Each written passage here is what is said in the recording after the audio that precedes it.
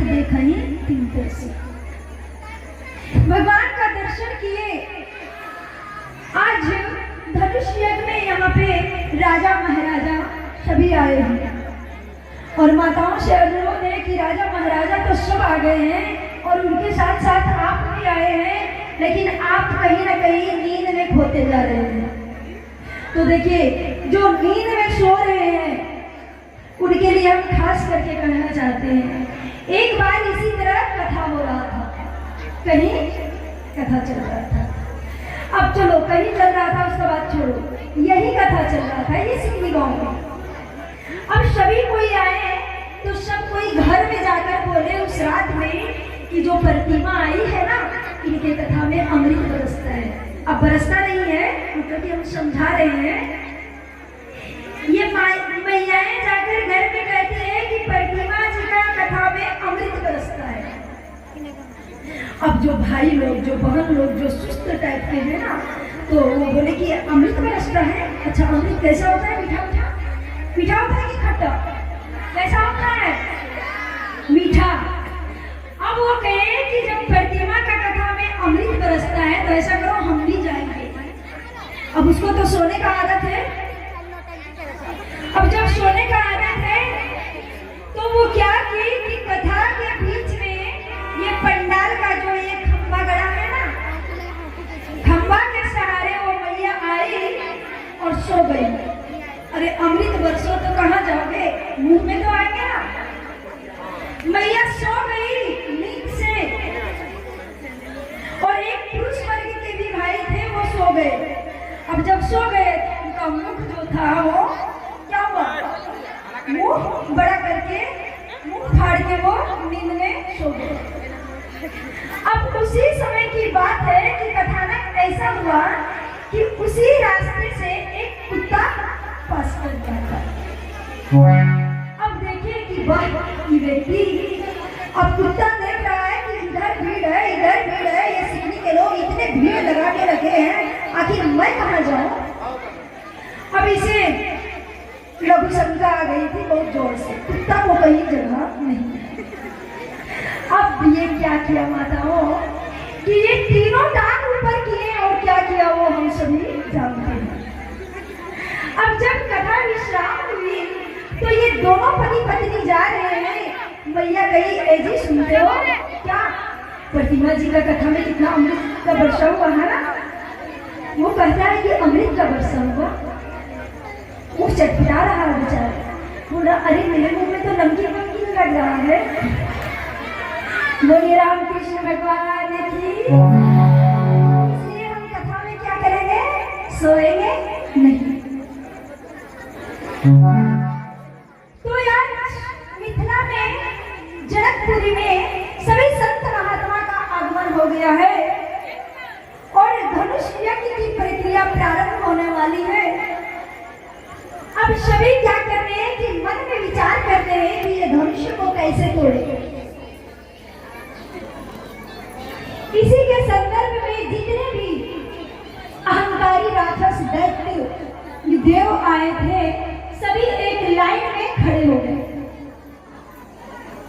ये बोलते हैं कि धनुष हम तोड़ेंगे, ये बोलते हैं कि धनुष हम तोड़ेंगे।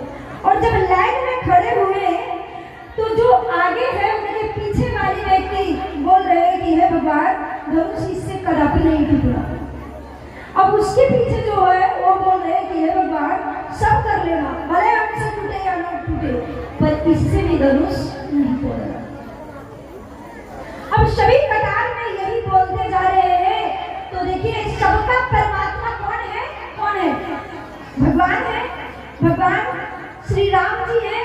और सभी भक्त का आह्वान वो सुन रहे हैं बैठ के माता।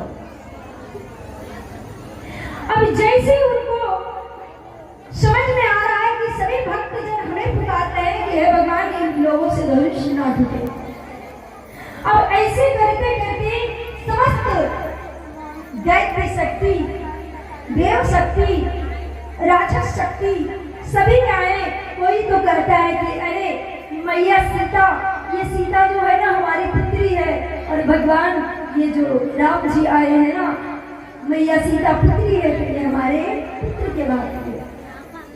इनका हम अवहेलना नहीं कर सकते।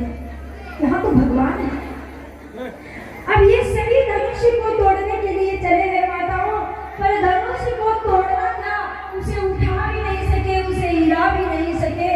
और जैसे हमारे इस प्रक्रिया चालू है, तो आज महाराज दशरथ जी के मन में बड़ा दुख हुआ। बोले कि ये धरती जो है ना, वो वीरों से विहीन है। ये धरती पर कोई वीर नहीं है। अगर हमें पता चलता कि हमारे पुत्री के जैसा कोई वीर नहीं है ये धरती पर, तो शायद हमने ये प्रण ना लिए रहते। लेकिन ये धनुष टूटे तो टूटे कैसे? अच्छा बताओ माताओं, जब तुम्हारी बिटिया का विवाह होता है माताओं, तो ये पिता बुजुर्ग जो रहते हैं, तो उनके आयोग वर्ग को जब लाते हैं और दिखाते हैं कि इनसे हम बिटिया का विवाह करेंगे, उसमें जब तक माँ हाँ नहीं करती है, तब तक क्या बिटिया का विवाह होता है? नहीं होता है। वहाँ पे माँ अपने दामाद को चयन कर सकती है। आज मैया धरती है, वो कस के धनुष को पकड़ी हुई है और कही जब तक हमारे मन पसंद लायक दामाद नहीं आएंगे, तब तक ये धनुष को छूना तो दूर बात, कोई हिला भी नहीं सकता है। तोड़ना तो दूर बात, हिला भी नहीं सकता है। अब ये मैया पकड़ी हुई है धनुष को। अब समस्त राक्षसगण थक गए, किन्हीं से हिला डोला नहीं। एक बार सभी राक्षसों ने विचार किया कि चलो 10,000 राक्षस एक बार मिलके ये धनुष को तोड़ देंगे। किसी ने उत्तर दिया कि बताओ 10,000 मिलके ये धनुष को तोड़ लेगा, पर सीता की विवाह किसके साथ हो? बोले वो तो बात की बात है, पहले तो इसे जो सामने में है वो समस्या को तो हल करो। अब ये क्या किए कि 10,000 राजा मिलकर वो धनुष को तोड़ना तो दूर बात, उसे उठा के खड़ा भी नहीं कर पाए।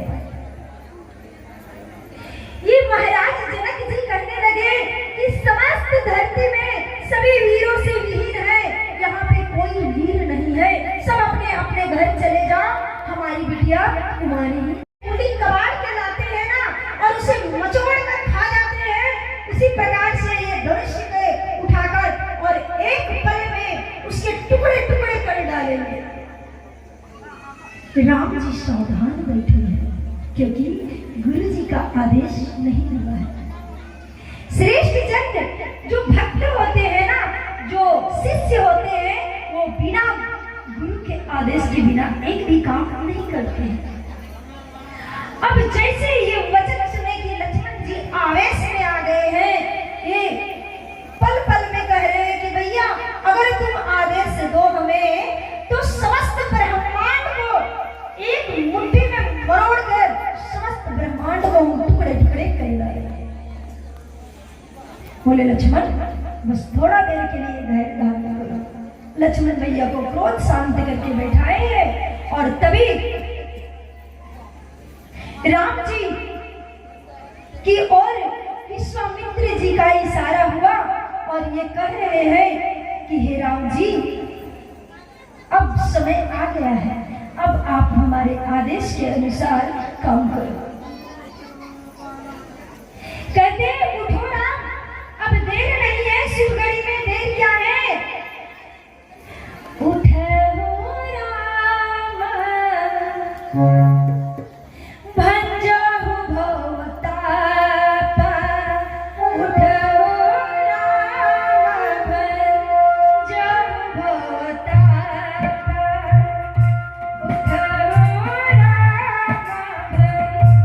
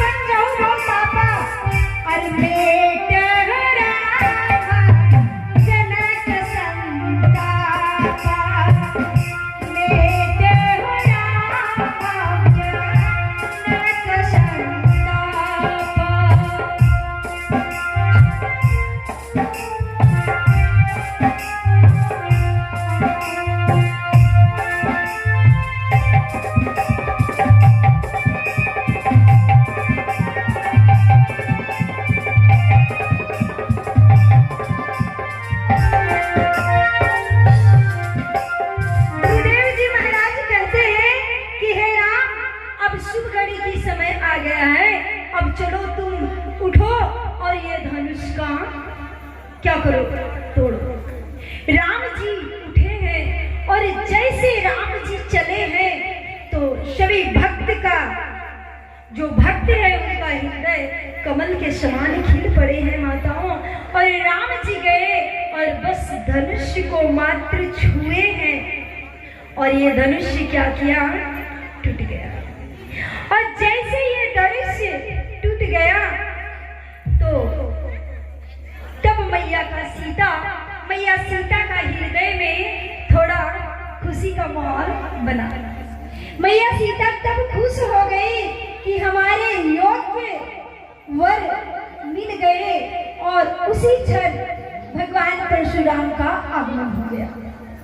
और जब भगवान परशुराम जी आए तो जैसे देखे कि पिनाक धनुष टूट गया है, आखिर इतना सामर्थ्यता किसमें है। परशुराम जी महाराज जोरों से गुस्से में गर्जन करते आए, बोले जनक जी ये बता, ये धनुष किसने तोड़ा है।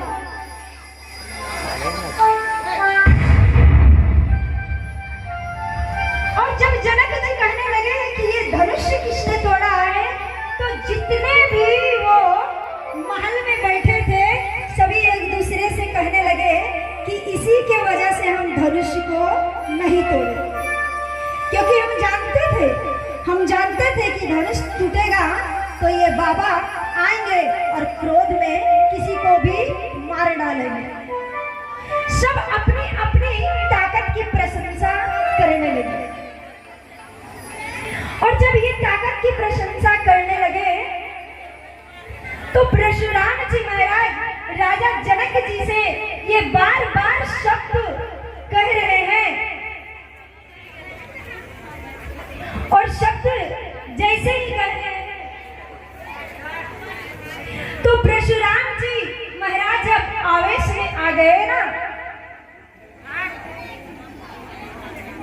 तो महाराज जनक जी इनसे हाथ जोड़े और लक्ष्मण जी महाराज उठे हैं और भैया के सामने खड़े हैं और श्री राम जी कह रहे हैं कि हे प्रभु, हे परशुराम जी, जिसने आपका धनुष को तोड़ा होगा ना वो आपके दास होंगे।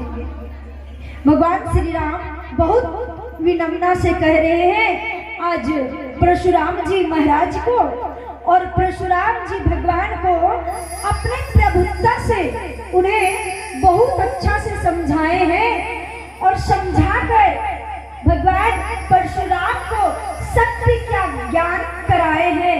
और सत्य का ज्ञान, जब सत्य का ज्ञान हो जाता है ना माताओं, तो फिर हम सभी कहीं भटकते नहीं, क्योंकि संत महात्मा कहते हैं कि हो सत्य न दूजा, सत्य न दूजा धर्म समान,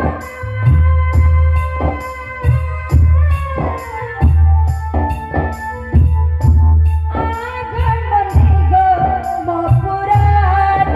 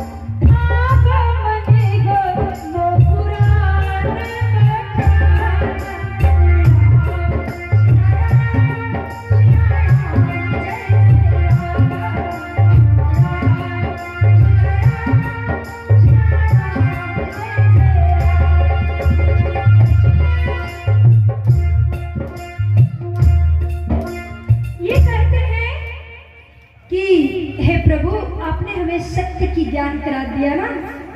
ये सत्य जब हमें सत्य का पता चल गया कि ब्रह्म का अवतार हो गया है, तो ये परशुराम जी महाराज क्या किए कि अपने धनुष बाण का त्याग किए और जाके महेंद्रगिरी पर्वत पर ये तपस्या में लीन हो गए। अच्छा, सभी कहते हैं कि भगवान कहाँ है?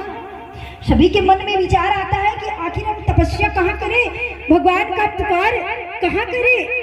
तो देखिए माताओं, भगवान हर जगह है। परशुराम जी महेंद्रगिरी पर्वत पर तपस्या करने के लिए गए हैं, लेकिन हम लोग का वो महेंद्रगिरी पर्वत कहाँ है?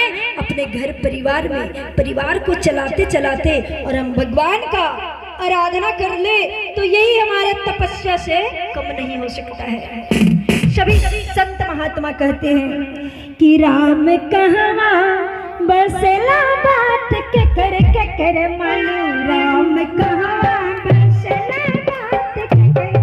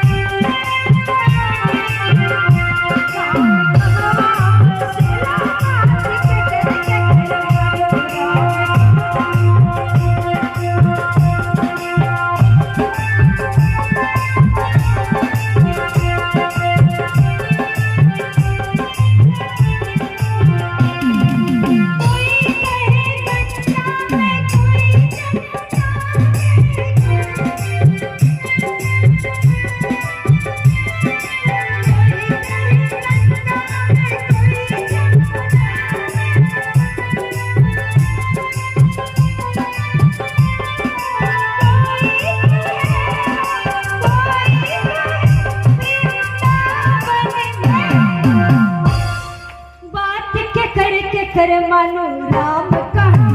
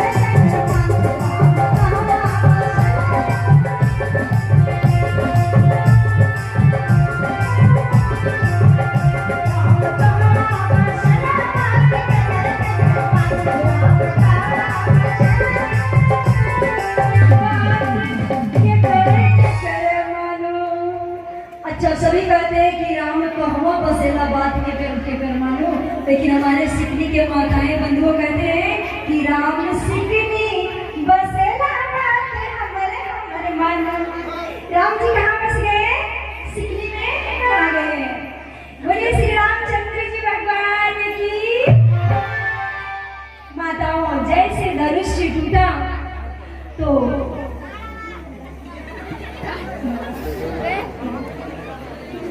जैसे धनुष टूटा तो आज भगवान श्री राम के गले में मैया जनक नंदिनी जयमाल के लिए जा रही है।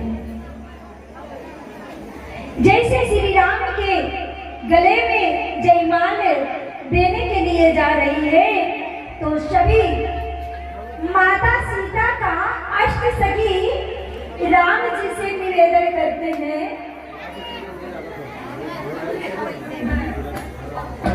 राम जी से निवेदन करते हैं कि अरे सिया, ये इतने बड़े राजकुमार हैं, तो क्या इनके गले तक तुम्हारा हाथ जा पाएंगे? सभी अपने सखियों से विचार करती है, कहती है कि मैया सीता तो जयमाल देने के लिए जा रहे हैं, पर ये राम जी कभी झुकते नहीं हैं, क्योंकि क्षत्रिय का एक मन में संकल्प होता है कि हम किसी के सामने झुके नहीं। सर कटा सकते हैं लेकिन सर झुका सकते नहीं। तो सखियां क्या की कि राम जी से निवेदन करने लगी। लक्ष्मण जी को इशारे में कहने लगी कि हे लक्ष्मण जी, आपके बड़े भैया हैं, आपके बड़े भैया शुभ कार्य करने जा रहे हैं, थोड़ा इन्हें प्रणाम करो। और जैसे लक्ष्मण जी प्रणाम करने के लिए गए, मानो जैसे राम जी आशीर्वाद दिए, जैसे झुके वैसे मैया सीता उनके गले में जयमाल डाल दी। बोले श्री रामचंद्र भगवान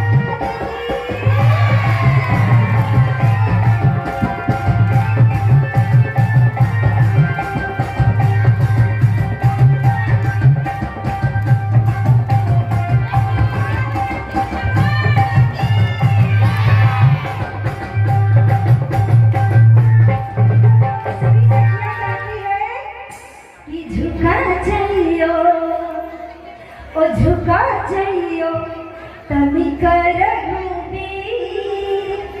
झुका जाइयो तमी कर। क्यों झुके? क्यों? सखियां सब कहती है कि झुका जाइयो तमी कर।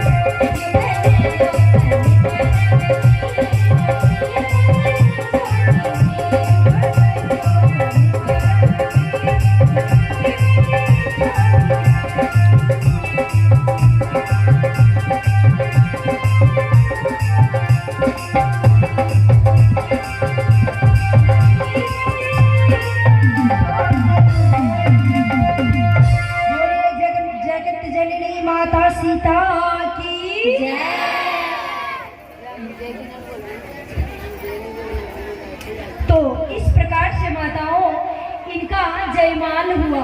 अब जब जयमाल हो गया तो महाराज दशरथ के पास लगन पत्रिका भिजवाई गई। महाराज जब बारात आता है तो हम क्या करते हैं माताओं, जोर से बताओ क्या करते हैं? बारात को अगुवाई करने के लिए किसी पुरुष वर्ग के भाई को भेजते हैं। वो क्या लेकर जाते हैं? अपने मंगल कलश में जल लेकर जाते हैं, उन्हें लेने के लिए जाते हैं कि नहीं? ऐसा होता है कि नहीं? हमारे यहाँ ऐसा होता है। अब आपके यहाँ कैसा होता है वो आप जानो। तो ये जैसे गए राजा जनक जी तो महाराज दशरथ को प्रणाम किए। महाराज दशरथ कहते हैं हमें प्रणाम करने की आवश्यकता नहीं है। अगर आज के समाज में भाइयों लोग होते तो सीना तान के कहते, टाई लगा के कहते अरे हम तो बेटा का बाप है, मेरा पाँव में सर नहीं झुकाएगा तो क्या करेगा, ये तो बेटी का बाप है। लेकिन महाराज दशरथ जी जैसे वो हाथ जोड़े तो महाराज दशरथ जी इन्हें भी हाथ जोड़कर इनसे कई गुना महाराज दशरथ झुक गए। जनक जी महाराज कहे कि नहीं नहीं महाराज, ऐसा नहीं होना चाहिए, आप तो पुत्र के पिता हैं, हम तो पुत्री के पिता हैं।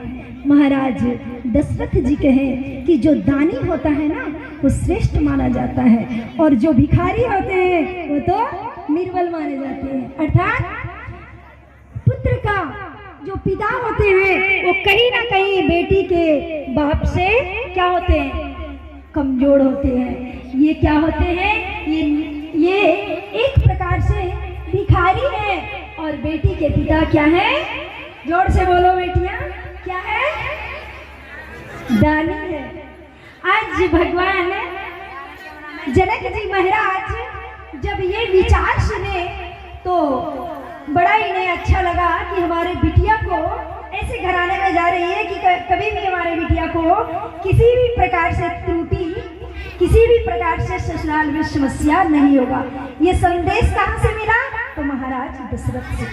रीति रिवाज के अनुसार इनका मंडप छड़वाया गया और मंडप में इनका विवाह संपन्न हुआ।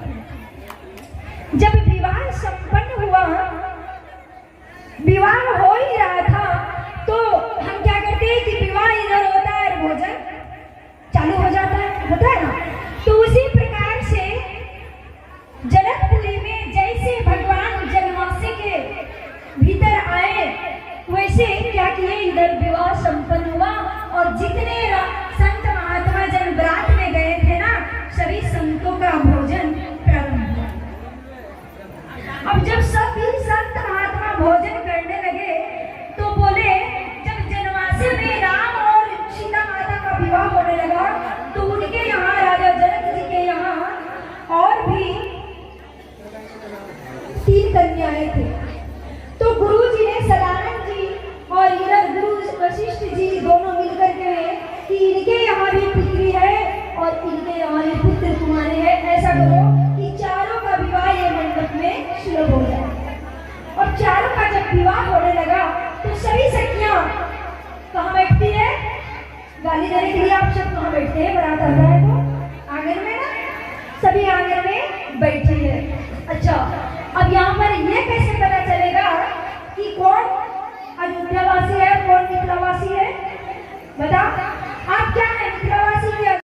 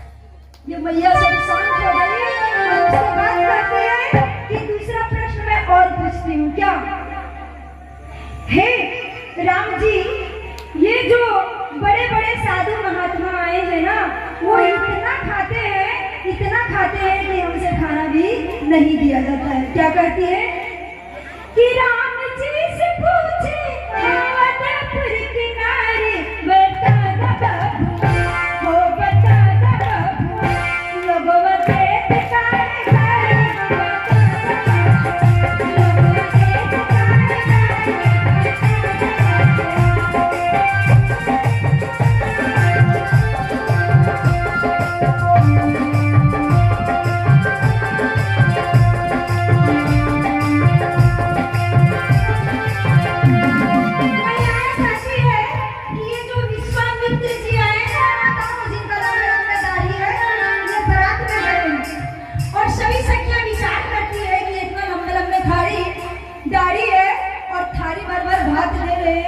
सब दे रहे हैं, दाल सब्जी सब समठ दे रहा है, इसका पेट नहीं बढ़ रहा है। कहते हैं कि ई बुढ़ऊ बाबा के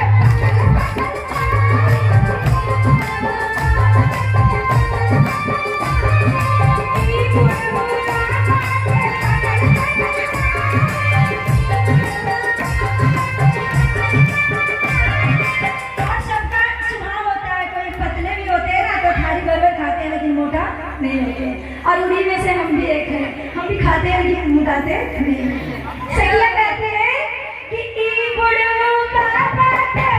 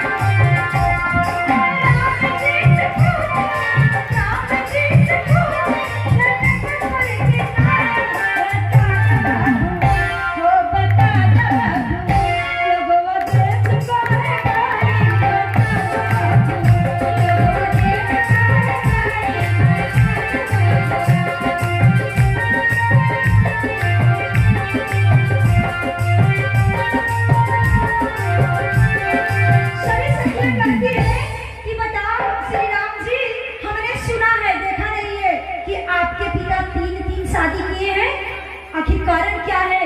कहते हैं सखिया सब कि राजा दशरथ जी कैले ना होशियार, राजा दशरथ जी कैले ना होशियार,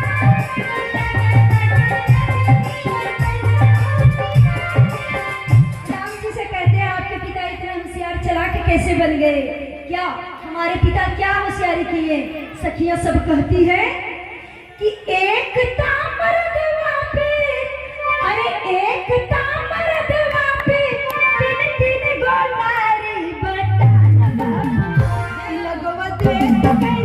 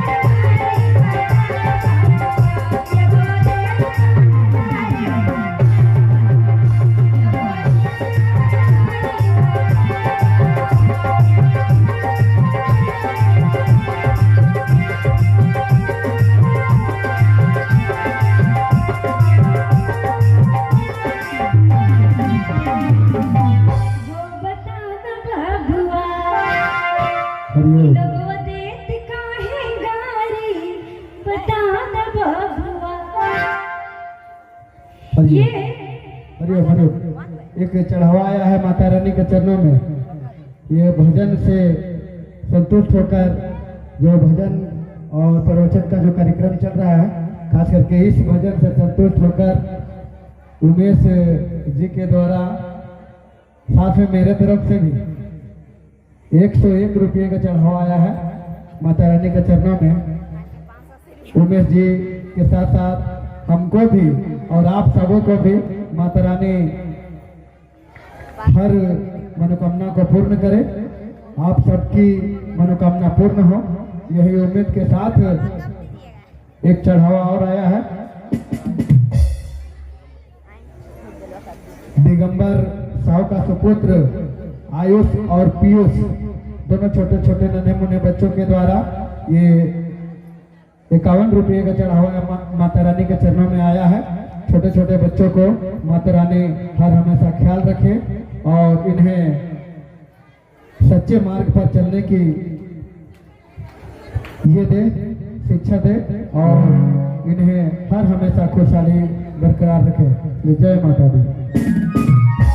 और जो चढ़ावा देने वाले नन्हे मुन्ने बालक है और जो भैया हैं वो जो चढ़ावा दिए हैं, हम भगवान से प्रार्थना करते हैं कि वो भी ऐसे बारात में जाए और ऐसे ही गाली सुनते रहे। राधे राधे।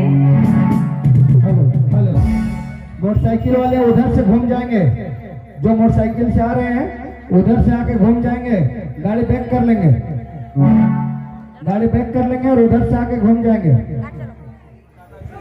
चलिए बोलिए राम कृष्ण भगवान की जय। सखियां कहती है कि गाली सुनने में कैसा लगा, देखे अच्छा लगा ना। अब ये सभी भोजन पा रहे हैं, फिर सखियां लोग को संतुष्टि नहीं मिला और जब संतुष्ट नहीं हुई, क्योंकि सबका मन में रहता है कि बारात आवे तो उसे यहाँ जितना हो सके तो उसे लज्जित करके हम विदा करें, सबका मन में ये भाव रहता है ना। ये सखियां सभी भाव में आकर कहती है कि अच्छा बराती वाले बताओ कि हमारे यहाँ भोजन कैसा लगा।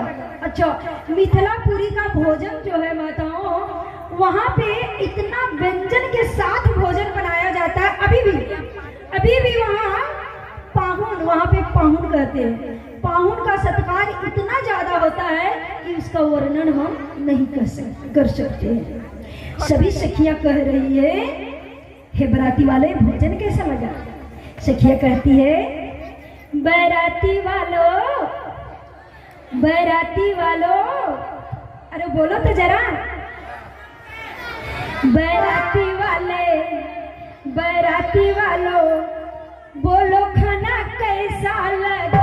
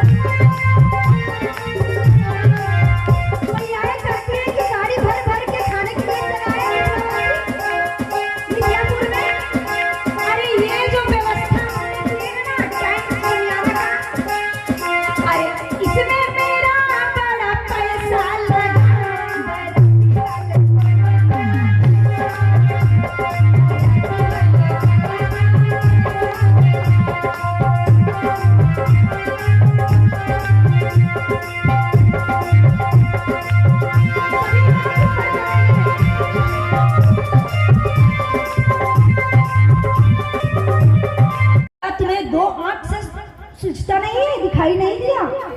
वो बहू क्या जवाब देती है, कहती है कि माता जी, सासू माता, आप ये बताओ कि भगवान हमें दो दो आंख दिए हैं तो हमें दिखाई नहीं देती है, लेकिन वही भगवान आपको 32 दांत दिए हैं, क्या 32 दांत से एक कंकड़ नहीं चबाई जाती है? बोलिए सीताराम भगवान। ये एक चढ़ावा आया है माता रानी के चरणों में। रूमा कुमारी, उनके पिता संजय राम की ओर से रूमा कुमारी, छोटी सी बच्ची, उनकी ओर से 51 रुपये का चढ़ावा आया है माता रानी के चरणों में। इस छोटी सी नन्ही सी बच्चों को माता रानी हर हमेशा अपने गोद में रखे और ढेर सारे प्यार के साथ इनकी हर मनोकामना पूर्ण करे। बहुत बहुत धन्यवाद। जय माता दी।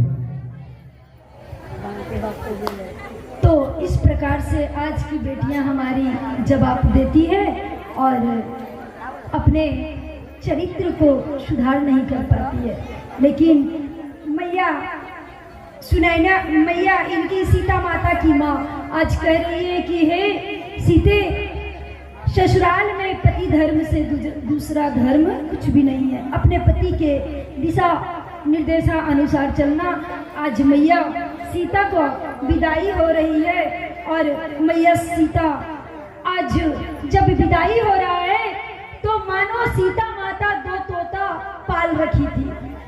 अब जब वो विदाई हो रहा है मैया सीता को, तो वहां जनकपुर की जितना भी स्त्री पुरुष थे, माताओं, सब तो परेशान हो गए हैं, लेकिन ये तोते भी परेशान हो गए। और जब ये तोते रोने लगे तो मानो जो धैर्य को धारण करने वाले राजा जनक जी हैं, इनकी भी धैर्यता अब जा रही है। जब इनकी धैर्यता जा रही है तो मैया कहती है कि अरे बाबू, मैं जब तक थी तो ये मैया का ख्याल रखी, लेकिन जैसे बेटी विदा होता है ना माताओं, तो मानो माँ का जो कमर होता है ना, कमर टूट जाता है, माँ को ऐसा महसूस होने लगता है। मैया सीता कहती है कि हे पिताजी, हम जब तक थे तो ये माँ का ध्यान किया करते थे, लेकिन अब हम जा रहे हैं। देखिए माताओं, ये बेटी ही है जो अपने घर में भी पराये होती है और जहाँ जाती है वहाँ भी पराये, ये कहीं अपना नहीं होती है, ये हमेशा सर्वस्व जीवन पराये के रूप में गुजार देती है। ये मैया कह रही है, सीता मैया अपने पिता से कि बाबुल प्यारे,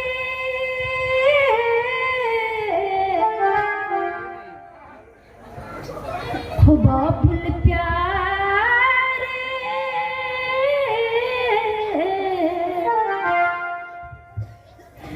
रखी हो अपना ख्याल, ओ बाबुल